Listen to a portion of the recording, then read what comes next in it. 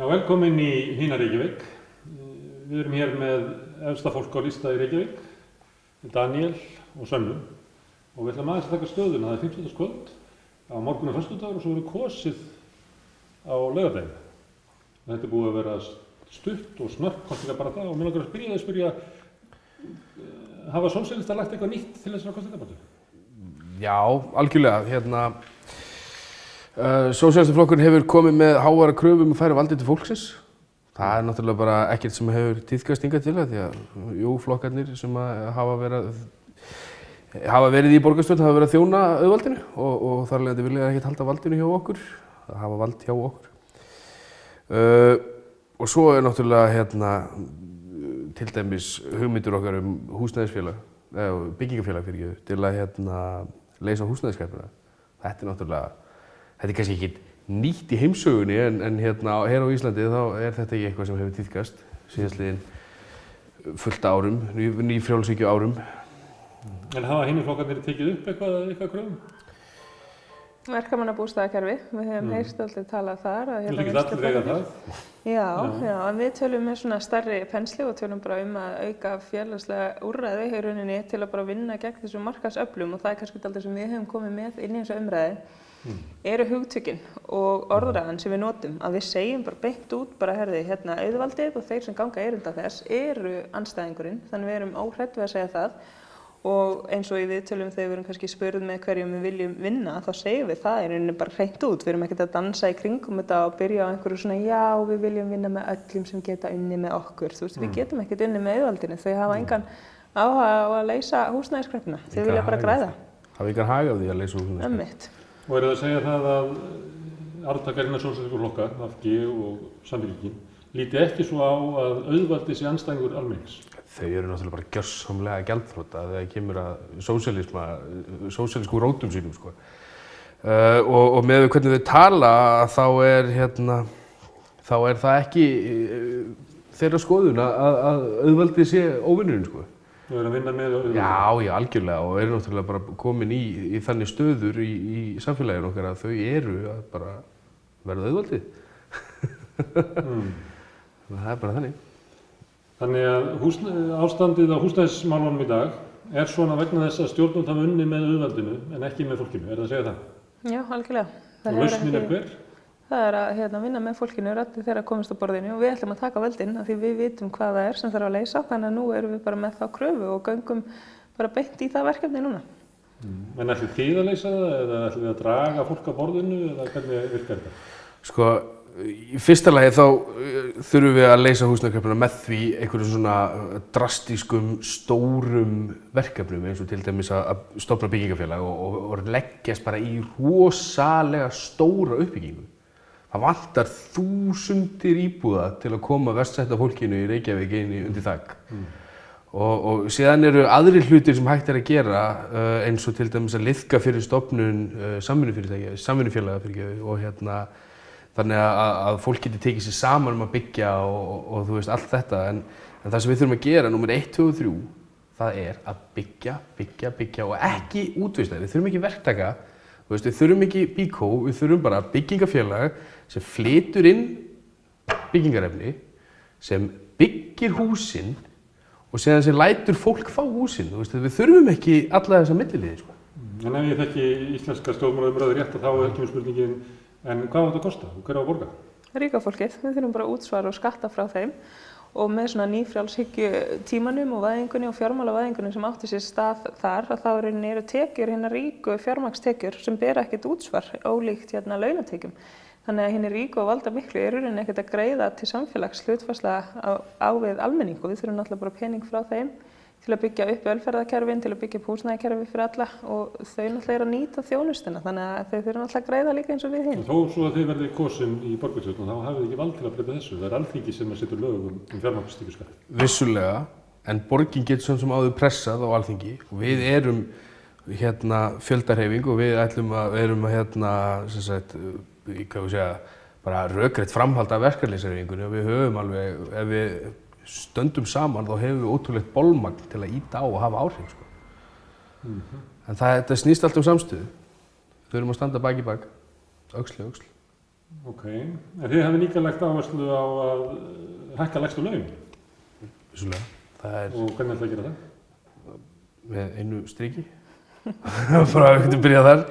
Bara, þú veist, lægstu laun, þú veist, við getum ekki verið að reka heilbrigðisþjónustu eða velferðarþjónustu og menntakerfi á bakinu á láglaunafólki, sko. Við getum ekki verið bara, endalaust með fólk á einhverja lágmarkstöxtum, það er bara komið tími á mannsæmandi laun, þú veist, eins og Sanna hefur sagt að við getum bara að byrja á 400 kalli og sé síðan hvort það dugi. Hækka bara upp með þetta.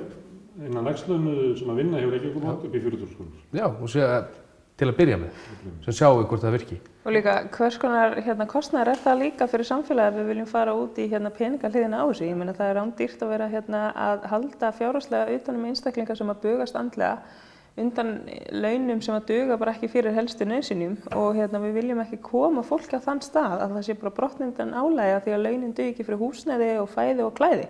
Það er náttúrulega líka bara mjög mikill kostnaður og siðferðislegur kostnaður, fjárhagskostnaður. Ríka fólki, af hverju þarf fátæka fólki á Íslandi alltaf að borga fyrir allt? Við höldum uppi velferðarþjónustur með sköttunum okkar, við höldum uppi öllum kerfum landsins og láglaununum, að sjálfsögðu. Og það er bara komið tími á að byrðarnar af okkur séu bara teknar og færðar á rökræta staði. Þar sem er peningur hjá ríka fólkinu. Það er hægt með því að leggja aðstöðugjald á fyrirtækin aftur á. Það var afnumið með til dæmis nýfrjálshyggjuvæðingunni að þá einhvern veginn hefur skattbyrðin færst frá þeim efnameiru sem eru þá einmitt að reka fyrirtæki og halda utan þau. Þannig við þurfum bara aftur að koma þessari skattinnheimtu á. Það var nokkurs konar svona útsvar fyrirtækina. Þannig við bara leitum þangað. Ok, þá kemur spurningin að af hverju ættu kjósendur að treysta ykkur til þess að gera þetta? Við höfum reynsluna, við vitum hvernig þetta er og við vitum hvernig þetta er núna. Þú veist, núna er móðir mín heima á örorkubótum og núna erum við, þú veist, núna skulda ég fullt af pening. Þannig að við erum ekkert held ég að fara að gleyma rótum okkar því við erum að standa í baslinu og strögglinu núna. Við erum þetta fólk. Og ekki bara þau tvö, heldur hvað? Við erum á listanum hjá okkur eru sjálfsögðu, þú veist, eru fátækt fólk, það eru lífeyrisþegar. Þetta eru ellilífeyrisþegar og öryrkjar, þetta eru innflytjendur og þetta er bara flesti, við erum með fulltrúa á flestu jaðarsettum hópum á Íslandi í dag, sko. En eru þið að segja það að því að inn í borgarstjórn hefur ekki verið fólk eins og þið, að ástandið sé svona út af því? Miklu leyti, já. Þessar raddir þurfa að komast að borðinu. Ég meina, hvernig er umræðan þegar það er búið að klippa svona 1/3 burt bara frá umræðinni. Ef það vantar alltaf einhverja raddir, þá verður þetta ekki heilst eftir rétt umræða sem að fyrir að laga hlutin út frá hagsmunum verst settu og þessara hópa sem að Danni nefndi áðan, öryrkjar, innflytjendur, leigjendur, láglaunafólk, ellilífeyrisþegar. En er það ekki þannig þegar þið mætuð að fundi að það var allir að tala að þeir ætla að gera vel við fátæka, gera vel við fólk í húsnæðisvanda, gera vel við alla, hækka launin, lofa öllu, það oft þannig á Íslandi að flokkarnir eru sósíalískir í kostningabaráttu og svo kapitalistir í milli. Já, sko þá langar mér bara að varpa spurningu til þeirra strax bara af hverju hafið þið ekki gert það? Þú veist, við sitjum maður heyrir hlustur á kostningafundi aftur og aftur. Það eru flokkarnir sem eru búin að sitja í meirihluta í borginni, flokkarnir sem eru búin að vera í meirihlutum í ríkisstjórn, öllu þessu, þeir tala allir rosalega falleg fyrirheit, við ætlum að gera alls konar fyrir alla, við ætlum að byggja rosa mikið og við ætlum að hækka lægstu laun og þú veist, núna í kvöld heyrði ég Sjálfstæðisflokki tala félagslegt íbúðakerfi. Þú veist, þetta er bara djók. Þú veist, bara af hverju eru þið ekki búin að gera þetta? Af hverju talið alltaf að þau ætlið að gera þetta? Þetta er bara löngu orðið þreytt, við þurfum bara að koma valdinu til fólksins, fólkið okkar, við sem erum fátæk, láglaunafólk, við erum verkafólk, við erum innflytjendur, við þurfum að komast í nefndirnar, við þurfum að komast að borðinu í stjórnir þessara strætó og allt þetta dæmi, svo okkar rödd heyrist frá valdinu til fólksins, það er bara löngu komið tíma á það. Hversu lengi eigum við að bíða? Við erum alltaf að bíða og sjá einhverjar ráðagerðir og einhver plön og við eigum bara að bíða eftir húsnæði, við eigum að bíða eftir að launin hækki, við eigum að bíða eftir þessu góðæri.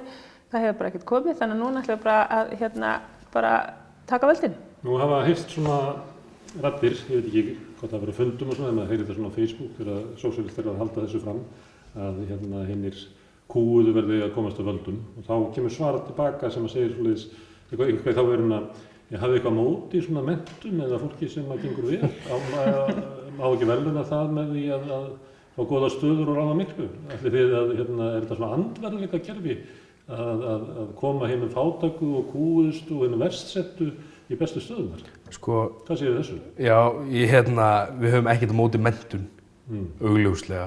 En það sem við eigum við til dæmis að þegar við erum að ræða málefni öryrkja, að þá eiga þar að setja öryrkjar á borðinu.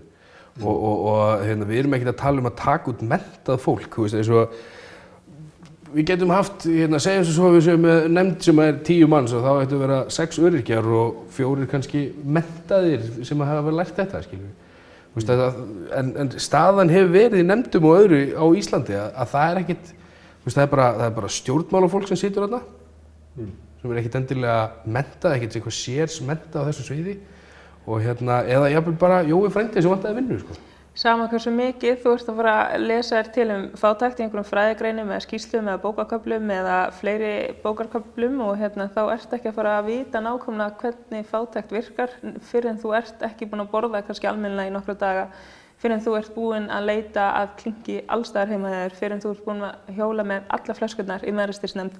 Þú ert ekki að fara að vita hvernig kynþáttafordómar virka nema þú sért til dæmis svartur innflytjandi sem að býrði eða dökk kona sem að upplifir bara kynferðislegt áreiti frá ókunnugum karlmönnum. Þú ert ekki að fara að vita hvernig það að vera öryrki nema þú búir við þessar aðstæður þegar þú kemst ekki fram úr morgnana því þú ert svo þunglyndur því að launin duga ekki út mánuðinn. Þannig að ég meina gott að blessa að kynna sér málin, lesa mikið til þetta en ég meina við þurfum fólki sem að upplifir þetta til að segja okkur hvað það sem þarf að laga af því það hefur gengið í gegnum þetta, það þekkir þetta og raddir þeirra þurfa þess vegna að komast á borðinu. En nú segi ég að svolítið frambjóðendur hinn því að þetta komið svona skotist inn í umræðuna, fátækt og ég sé í viðtölum á mörgu frambjóðendur annarra flokka sem segja að það hafi nú verið basl á heimilinu þegar ég var ung eða ungur og annað slíkt. Er þið að segja að þessi reynsla fólk sem kannski núna upplifði fátækt í æsku og núna komið á 50-aldur, eitthvað svoleiðis, að það sé bara búið að fenna yfir það? Er þetta ekki lengur sérfræðingar í fátækt? Á þess að gera lítið úr þeirra upplifun sem hefur örugglega verið bara mjög erfið af því ég þekki fátækt sjálf og ég veit að maður er sennilega aldrei að fara að gleyma uppruna sínum, bara aldrei. Ég held að enginn gleymi svona reynslu en ég meina það er samt auðveldara kannski að fjarlægast í rauninni bara hvað það er sem þarf að laga fyrir þessa hópa þegar þú ert ekkert búin að vera í þessari stöðu í 10 ár. Þú veist, við erum fólki sem erum í þessari stöðu núna. Ég opnaði loksins póstkassa minn heima hjá mér í gær og beðið 20 umslög öll frá Momentum og Netgyro og því ég skulda svo mikið. Þeir eru að hringja í mig á hálftíma fresti að ég ætla að borga þeim svo mikið. Þannig að þegar maður fer með þetta út í daginn að það sífellt verið að minna mann á hvað maður er blankur, það held ég að maður sé nú að leitast við að bæta stöðu hinna verð settu. Ok, en hinni fátæku, hinni kúuðu hafa ekki haft áhrif á stjórnmálið hingað til. Þá langar mér að spyrja, hvernig hljómar stjórnmálaumræðan í eyrum hinna fátæku og kúuðu og hvernig hljómar umræðan? Þeir eru að halda því fram að umræðan hafi bara fjarlægt í burtu sjóðum svona millistéttarlög og svona. Hvernig hljómar til dæmis umræðan húsnæðismál hjá þeim sem upplifir húsnæðisregluna, kreppuna og hvernig hljómar umræðan stöðu hinna verðsettu í þeim sem lifa vottlausu fátækt? Við bara skiljum ekki neitt. Ég kveiki á fréttum og ég þarf að hafa með alla fram til að bara skilja hvað það er verið að segja. Ég skil orðin, ég skil samhengið, þú veist, ég veit hvað það er verið að segja en einhvern veginn bara myndar þetta enga svona heildræna mynd fyrir mér af því að fyrir mér gæti alveg eins verið að tala einhverja kínversku því ég tengi ekki við neitt af því sem þið eru að segja þarna. Það vantar bara einhvern veginn alla svona dýpri nálgun í hlutin, þetta er mjög yfirborðskennt, þetta er enga lausnir, þetta er mjög bara svona eitthvað sem maður tengir enga megin við. Þetta er svona eins og ég var að vera að segja þér núna frá, þú veist, ég veit ekki, naglalakkinu mínu eða eitthvað. Ég er ekki eins og með naglalakk, hvernig áttu að skilja hvernig naglalakk mitt er því ég er ekki með neitt. Þannig skynja ég á fréttir. Og þetta er líka þú veist, þegar er verið að tala það er alltaf verið að tala eins og Alþingi sérstaklega, þú veist, alltaf verið að tala húsnæðiskreppu og alltaf verið að tala þessu vandamál, en það er aldrei gert neitt. Það er bara ekki framkvæmt.